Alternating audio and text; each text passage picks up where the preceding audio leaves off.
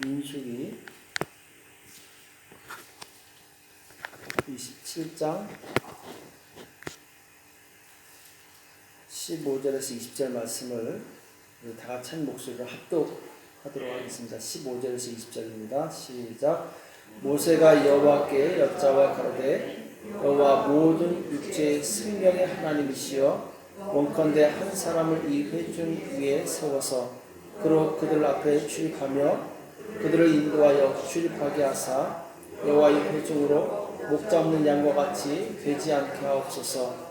여호와께서 모세에게 이르시되 눈의 아들 여호수아는 신에 감동된 자니 너는 데려다가 그에게 안수하고 그를 제사장 엘르아살과 온 회중 앞에 세우고 그들의 목전에서 그에게 위탁하여 내 존귀를 그에게 돌려 이스라엘 자손의 온 회중으로 그에게 복종하게 하라. 아멘. 하나님 나라의 지도자와 백성들이라는 제목으로 같이 말씀을 나누겠습니다. 오늘 본문은 이스라엘을 이끌었던 모세가 차세대 지도자로 여호수아를 지목하여 세우는 내용이 나오게 되죠. 이스라엘을 애굽에서 이끌어내어 가나안 땅으로 가던 이 모세도 한번 혈기를 참지 못해서 이제 가나안 땅에 들어가지 못하게 됩니다. 하나님께서 가나안 땅을 보여주시긴 하지만 들어가는 것은 이제 허락하지 않으시죠. 12절부터 14절에 보면은 여호와께서 모세에게 이르시되 너는 이 아바림 산에 올라가서 내가 이스라엘 자손에게 준 땅을 바라보라. 산에 올라가서 하나님께서 이스라엘 자손에게 준 땅을 바라보라. 가나안 땅을 바라보라는 거죠. 본 후에는 내 형 아론에 돌아간 것 같이 너도 조상에게로 돌아가리니 보기만 하고 너는 이제 조상에게 돌아갈 것이다. 곧 죽는다는 얘기죠. 이는 신 광야에서 회중이 분쟁할때 너희가 내 명을 거역하고 그 물가에서 나의 거룩함을 그들의 목전에 나타내지 아니하였음이니라. 이 물은 신 광야 가데스의 무리바 물이니라. 신 광야 가데스의 무리바 물이니라. 성경에 보면 이제 무리바 물이 두 개 나오죠. 초창기 광야에 들어갔을 때 무리바 물이 나오고 거기는 이제 르비딤이었죠.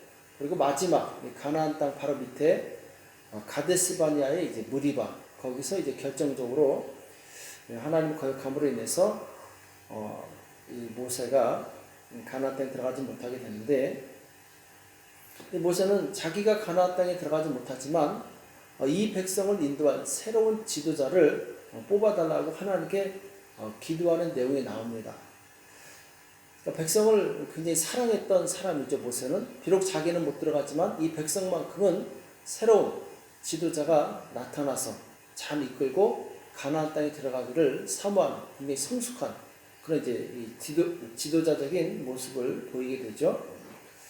자, 오늘 본문이 주는 세 가지 교훈이 있는데, 첫 번째는 우리에게 목자가 필요하다. 16절에 보면은 여호와 모든 육체의 생명의 하나님이시여 원컨대 한 사람을 이 회중 위에 세워서, 한 사람을 이 회중 위에 세워서 그로 그들 앞에 출입하며 그들을 인도하여 출입하게 하사 여호와의 회중으로 목자 없는 양과 같이 되지 않게 하옵소서. 자, 여호와의 회중으로 목자 없는 양과 같이 되지 않게 하옵소서. 이 말은 지도자가 없으면은 이 목자 없는 양과 같이 된다라는 것이죠. 하나님께서 이 땅에서 일하시는 방법은 하나님께 순종하는 신실한 종을 통해서 일하시게 됩니다. 그러니까 직접 일하시지 않고 하나님께서는 또 천사를 통해서 일하시지 않고 사람을 통해서 일하세요. 근데 사람도 자기 생각이 있기 때문에 하나님의 말씀에 온전히 복종할 수 있는 그런 사람을 얻기가 정말 힘듭니다. 왜냐하면 하나님도 억지로 그 사람을 만들 수가 없어요. 그 사람이 따라올 때 그 사람이 훈련되어져서 하나님의 사람으로 만들어지는 것이지 하나님께서 갑자기 그 사람을 만들 수가 없는 거죠. 그러니까 이 모세라는 한 사람을 얻기 위해서 하나님께서는 애굽 왕궁에서 40년, 광야에서 40년 훈련을 시키시는 거예요. 그 사람이 하나님의 뜻을 이룰 수 있는 그런 성숙한 사람이 될 때까지 하나님께서는 기다리시는 거죠. 그래서 애굽 왕국에서 40년 동안 지식의 훈련을 받게 하시고 또 광야에서 40년 동안 섬기는 훈련, 양떼를 치게 되죠. 섬기는 훈련. 그러니까 지식만 있으면 이 사람은 교만해집니다. 지식을 가지고 섬길 때 그 지식이 온전해지는 거죠. 모세는 지식을 가지고 교만해질 수 있었지만 하나님께서 광야에서 양을 치게 하심으로 그로 하여금 이 섬기는 훈련을 시키시게 되죠. 거기서 훈련 받으니까 나중에 이제 200만 명, 300만 명이나 되는 이스라엘 백성을 섬기는 그런 목자가 되게 되죠. 그러니까 우리가 잘 아는 것처럼 이 양을 보면은 양은 1m밖에 보지 못하는 근시라고 하죠. 멀리는 못 봅니다. 앞에 있는 풀만 뜯어 먹죠. 그러니까 목자가 없으면 이들은 굶어 죽어요. 또 양은 자기를 방어할 수 있는 무기가 전혀 없습니다. 맹수가 공격하면 그냥 당하는 거예요. 그러니까 목자가 없으면은 그냥 맹수에게 잡혀 먹는 거죠. 양이 이렇게 약하고 연약한 존재임에도 불구하고 지구상에서 가장 많은 이 가축에 속하죠. 어떻게 그럴 수가 있는가? 목자가 있기 때문에 그렇죠. 목자가 그들을 지키고 목자가 그들을 꼴을 먹여주고 좋은 풀밭으로 인도하기 때문에 양이 그렇게 번성할 수 있는 거죠. 그러니까 성경은 우리를 양에 비유하고 있어요. 연약하고 어리석은 존재들. 우리에게 꼭 목자가 필요하다는 거죠. 이 목자가 필요 없다. 나는 혼자 살 수 있다. 이 사람은 아주 신앙이 위태로운 사람이에요. 우리는 반드시 목자가 필요합니다. 우리 참 목자 되신 예수 그리스도. 예수님께서 없으면 우리는 인생에 방황하게 돼요. 또 예수님께서 이 땅에 바로 우리를 인도할 지도자를 보내주시게 되는데 그 지도자가 없다면 우리는 바른 길로 가기가 어렵습니다. 자, 두 번째는 이 참 목자는 어떤 사람인가? 오늘 28절에 나오게 되는데 여호와께서 모세에게 이르시되 눈의 아들 여호수아는 신에 감동된 자니 너는 데려다가 그에게 안수하고. 자, 지금 여호수아를 지도자로 세우게 되는데 그는 신에 감동된 자다. 곧 하나님의 영에 감동된 자다. 이 말인데 이 말은 하나님의 신에 감동되었단 말은 하나님의 신, 곧 성령께 온전히 순종할 줄 아는 사람이다. 이 뜻입니다. 그러니까 참 목자는 누구냐? 성령님께 순종하는 사람이다. 이것을 말씀하고 있죠. 또 어떤 사람은 성경에 대한 지식이 많이 있습니다. 또 어떤 사람은 기도를 많이 해요. 대표적인 사람이 바리새인이죠. 자, 그런데 그들이 참 지도자였습니까? 그렇지 않았죠. 오히려 예수님께 책망을 받았죠. 참 지도자는 바로 하나님의 말씀 앞에 순종할 수 있는 사람, 그 말씀 앞에 무릎 꿇을 수 있는 사람이 참 지도자가 될 수 있는 거예요. 그래서 우리가 하나님의 말씀을 많이 배우고 교회 와서 기도는 하지만 그 사람의 성숙도는 무엇을 보고 할 수 있느냐?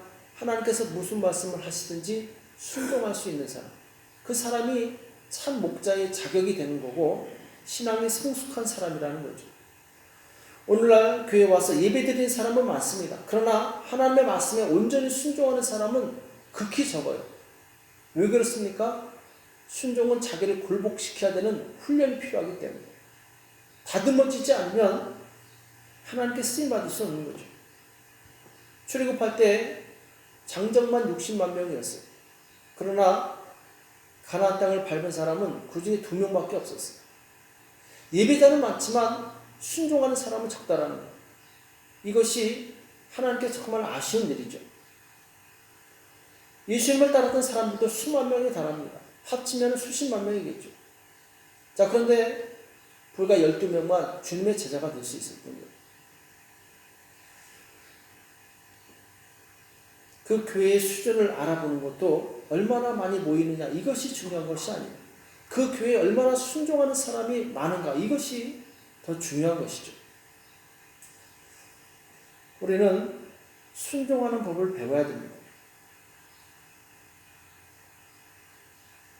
그러려면 자연히 내 생각을 내려놓고 내 자아를 깨트려야 되겠죠. 예전에 한국에 갔을 때 제가 성교훈련 봤는데 저는 몰랐어요. 그 교회 누가 저를 아는 척을 해요. 딱 봤더니 제가 신학교 때 동기 목사님, 아주 젊은 목사님, 저보다 한 10살 정도 어린 젊은 목사님인데 되게 반가워하는 거예요. 저도 반가웠죠. 신학교 동기를 정말 오래간만에 만났으니까. 알고 봤더니 그 교회 담임 목사가 됐대요. 얼마 전에. 그 교회는 한 몇천 명 되는 굉장히 큰 교회였어요. 깜짝 놀랐어요. 아니 젊은 분이 어떻게 이렇게 큰 교회 목사님 되시냐고 했더니 사연이 있대요.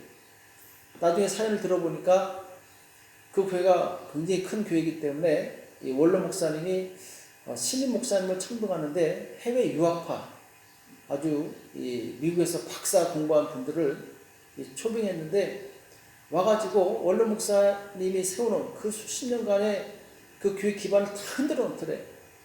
교회가 막 너무너무 힘든 거예요. 왜? 자기 지식과 자기 고집 가지고 이끌어 나가려고 하니까 교회가 너무 힘든 거예요.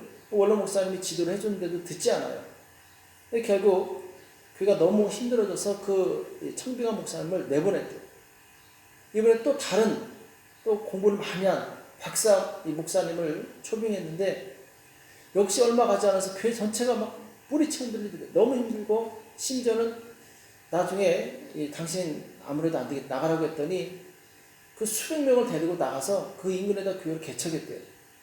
이 교회가 너무나도 상처가 큰 거예요. 결국 이 원로 목사님이 여러 목사님을 청빙하다가 나중에 결국 깨달은 게 뭐냐? 우리 교회 주일학교 출신 이 부목사가 이 목사님이었어요. 네가 담임 목사해라. 그래가지고 그 교회 주일학교 어렸을 때부터 그 교회에서 자라서 섬긴 이 목사님은 일반 대학교도 나오지 않았어요. 그냥 평범한 이 신학대학교 나와서 신학대학원 나온 그 목사님인데 그 목사님이 그 교회 담임 목사가 되고 나서 굉장히 안정이 됐다고 그래요. 왜? 순종할 줄 알기 때문에. 그런 얘기를 듣고 제가 그렇구나. 공부를 많이 하는 것이 중요한 것이 아니라 성경 지식이 많은 것이 중요한 것이 아니라 얼마나 하나님의 뜻을 순종할 수 있는가. 그 사람이 참 지도자구나. 그때 제가 그걸 깨달았어요. 그러니까 우리가 참 목자, 참 신자를 구분할 줄 아는 이 기준이 뭐냐? 그가 얼마나 하나님 말씀에 순종할 수 있는가. 이것을 보면은 그 사람의 신앙을 알 수 있는 거예요. 아무리 화려한 경력과 능력을 가지고 있어도 하나님의 말씀에 순종할 수 없다면 그 사람의 신앙은 아직 어린 거예요. 자아가 깨어지지 않는 거예요.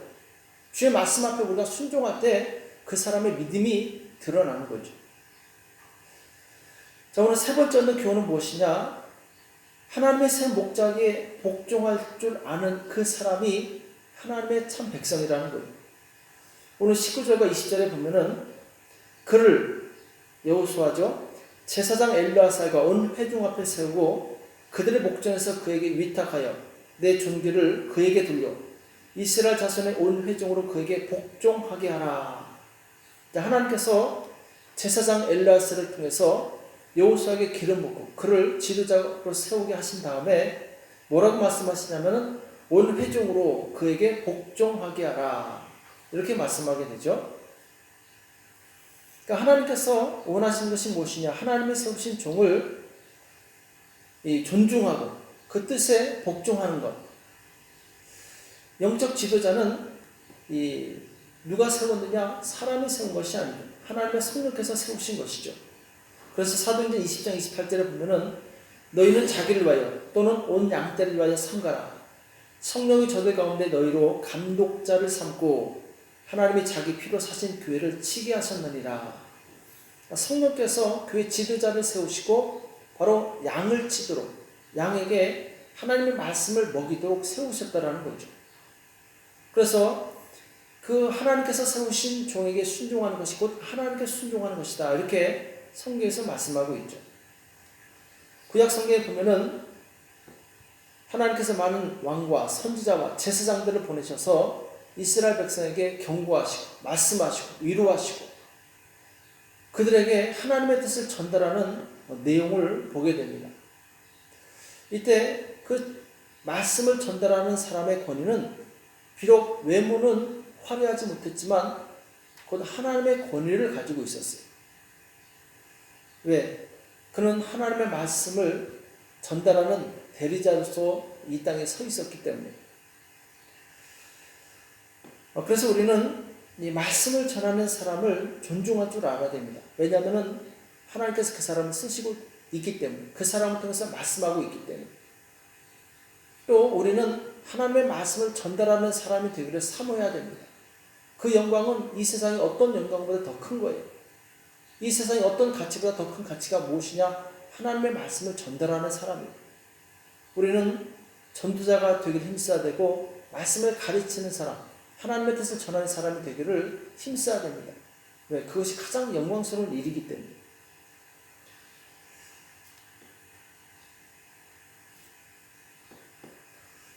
여호수아가 가나안 땅을 정복할 수 있었던 그 비결이 어디 있었느냐? 자, 이 말씀을 듣고 온 회중이, 이스라엘 백성이 여호수아의 이 권위를 인정해주고 그와 함께하기를 맹세하게 되죠. 여호수아 1장 16절 이하에 보면은 그들이 여호수아에게 대답하여 가로되 당신이 우리에게 명하시는 것은 우리가 다 행할 것이요 당신이 우리를 보내시는 곳에는 우리가 가리이다. 그러니까 그들이란 말은 이스라엘 회중, 곧 이스라엘의 12지파의 지도자들을 말하죠. 여호수아가 새로 지도자가 되었을 때 이들이 뭐라고 얘기하냐면은 우리가 당신이 명하는 것을 다 행하겠다. 그리고 당신이 가라고 하는 것에 다 가겠다. 이렇게 얘기합니다. 우리는 범사에 모세를 청종한 것 같이 당신을 청종하려니와 오직 당신의 하나님 여호와께서 모세와 함께 계시던 것 같이 당신과 함께 계시기를 원하나이다. 누구든지 당신의 명령을 거역하면 무릇 당신의 시키는 말씀을 청종치 않는 자는 죽임을 당하리니 오직 당신은 마음을 강하게 하시며 담대히 하소서. 참 여호수아에게 굉장한 위로가 됐을 것 같아요. 모세가 가졌던 그 큰 권위를 이제 자기가 위임받은 거죠. 참 두렵고 떨리는 일이죠.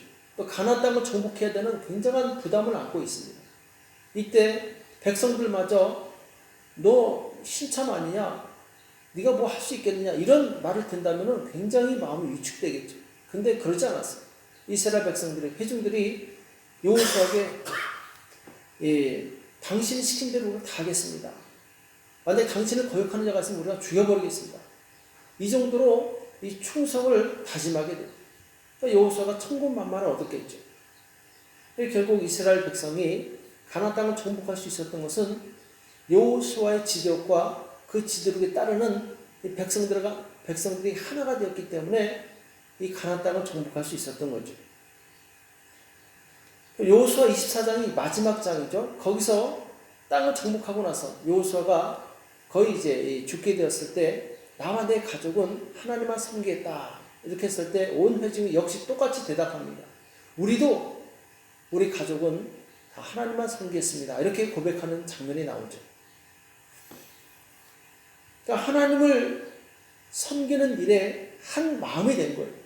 여호수아도 하나님의 뜻을 행하는데 전적으로 헌신했고 이스라엘 백성들도 하나님의 뜻을 이루는데 전적으로 헌신하고 그들의 마음이 똑같았다는 거죠. 오늘날 우리는 교회로 모이는데 이 교회에서 우리의 마음이 하나가 돼야 됩니다. 우리의 공통의 목적은 무엇이냐? 하나님을 섬기는 것이요 하나님의 뜻을 이루는 거예요. 우리 출신과 배경과 생각은 다 다르지만 교회 왔을 때 우리는 한 가지 목표 때문에 한 가지 이유 때문에 하나가 될 수 있는데 그것은 무엇이냐? 바로 하나님의 뜻을 이루는 것이죠. 그래서 주님께서 원하시는 그 교회는 어떤 교회인가? 자, 첫 번째는 이제 하나님을 위해서 일하는 교회. 로마서 6장 13절에 나오죠. 너희 지체를 불의의 병기로 주에게 드리지 말고 오직 너희 자신을 죽은 자 가운데서 다시 산 자같이 하나님께 드리며 너희 지체를 의의 병기로 하나님께 드리라. 그러니까 우리 지체, 우리의 육신을 하나님께 드리라는 거예요. 먹든지 마시든지 무엇을 하든지 다 하나님의 영광을 위하여 하라. 우리가 교회로 모였을 때 우리는 하나님의 영광을 위해서 우리 몸을 드리는 것입니다. 그렇게 드리는 교회가 행복한 교회죠. 또 두 번째는 성령께서 주인이 되셔서 통치하시는 교회. 로마서 8장 14절에 나오죠. 무릇 하나님의 영으로 인도함을 받는 그들은 곧 하나님의 아들이라. 우리가 과연 하나님의 영으로 성령으로 인도함을 받고 있는가? 아니면 내 생각과 내 주관대로 일하고 있는가? 이것을 구분할 줄 알아야 됩니다. 오늘 많은 교회들이 깨어지고 분쟁이 나고 갈등이 생기는 이유가 무엇이냐? 자기 주장을 앞세우기 때문에 힘들어지는 거예요. 그러나 교회는 성령의 인도를 받아야 돼요. 성령의 통치를 받아야 됩니다. 성령께서 하나님의 말씀을 통해서 우리에게 무엇이 의로운가, 무엇이 중요한가를 말씀하고 계시죠. 또 세 번째, 어떤 교회가 행복하느냐? 복음을 위해서 협력하는 교회. 우리가 잘 아는 것처럼 마태복음 28장 19절, 너희는 가서 모든 족속으로 제자를 삼아 아버지와 아들과 성령의 이름으로 세를 주고 내가 너에게 분부한 모든 것을 가르쳐 지키게 하라. 자, 우리 공동의 목표는 영혼을 구원하는 거예요. 영혼을 구원하고 그들을 제자 삼는 것이죠. 이것을 위해서 우리는 협력해야 됩니다. 이스라엘이 가장 불행하고 고통당했을 때가 언젠가 보면은 하나님이 세우신 모세를 거스려서 대적하고 분쟁이 났을 때, 이때가 가장 고통스러운 순간이었어요. 고라와 그 일당이 모세를 거스려 대적했을 때 이스라엘 백성에 큰 상처가 남습니다. 불에 타서 죽고 땅이 갈라 죽고 연병에 죽고, 또 이스라엘 백성이 모세를 원망하고 불평하고 그랬을 때 하나님께서 불뱀을 보내서 죽게 하죠. 또 가데스 바네에서 역시 모세를 죽이고 우리가 애굽으로 돌아가자 했을 때 하나님께서 그들을 아예 가나안 땅에 못 들어가게 하십니다. 그러니까 이제 이 고통은 어디서부터 비롯되었느냐? 지도자와 백성들 간의 갈등에서 비롯된 거예요. 우리는 이것을 교훈 삼아서 지도자와 백성들 간에 갈등이 없어야 됩니다. 혹시 여러분들이 저한테 불만이 있거나 불편한 것이 있으면 말씀해 주세요. 불편한 마음을 품고 오래 있으면 말씀 들어오지 않습니다. 해결해야 돼요. 커뮤니케이션을 통해서 우리는 서로가 서로에게 정말 좋은 관계를 맺고 살아가야 돼요. 마귀는 이 지도자와 그 백성들 간에 이간시키는 것이 가장 큰 주특기죠. 왜냐하면 지도자와 백성들 간에 이간만 된다면 그야말로 손 안 대고 코 푸는 거예요. 가만히 있어도 저절로 무너지기 때문에 마귀는 그렇게 힘을 쓸 필요가 없는 거예요. 마귀가 가장 두려워하는 것이 무엇이냐? 지도자와 백성이 하나가 되어서 간절히 기도하는 교회. 그 기도만큼은 이 마귀가 어떻게 할 수가 없어요. 베드로가 옥에 갇혔을 때 온 교회가 기도하니까 천사가 감옥에 들어가서 그 착고를 풀고 문을 열고 그를 끄집어내지 않습니까? 마귀의 세력은 교회를 이길 수 없어요. 교회가 가장 강한 때는 언제냐? 지도자와 백성이 하나가 돼서 합심해서 기도할 때 그 교회는 가장 강해지는 거예요. 우리 교회 여러 연약한 지체들이 있습니다. 우리가 합심해서 기도할 때 그들을 힘들게 하는 모든 사단의 결박은 풀어질 줄로 믿습니다. 이 새벽에 함께 우리가 하셨으면 좋겠어요. 그래서 우리 교회가 정말 하나님께서 쓰시는 교회, 하나님께서 사단의 권세를 무너뜨리는데 사용한 그 교회가 되기를 소망합니다. 우리가 같은 마음을 품고 합심해서 이 새벽에 기도하는 저와 여러분 되시길 예수님의 이름으로 축복합니다. 기도하겠습니다. 하나님, 오늘 우리에게 말씀하여 주심을 감사합니다. 주님, 우리의 연약함을 긍휼히 여겨주시고 우리의 주 되신 예수 그리스도께서 우리의 지혜로 총명을 주셔서 주님의 뜻을 따를 수 있도록 주님께서 인도하시고 역사하여 주시옵소서. 주의 성령님 우리 가운데 역사하사 주의 말씀에 순종할 수 있는 마음을 주시옵시고 주의 말씀에 순종할 때 하나님께서 주시는 놀라운 은혜와 성령의 역사를 경험할 수 있도록 축복하여 주시옵소서. 이 새벽에 우리 자신을 위해서 또한 교회를 위해서 기도할 때 하나님, 우리의 모든 연약함이 벗어지게 도와주시옵시고 하나님의 능력으로 승리할 수 있도록 주께서 인도하시고 역사하여 주시옵소서. 주께서 이 새벽에 역사해 주셨으니 감사하며 예수님의 이름으로 간절히 기도합니다. 아멘.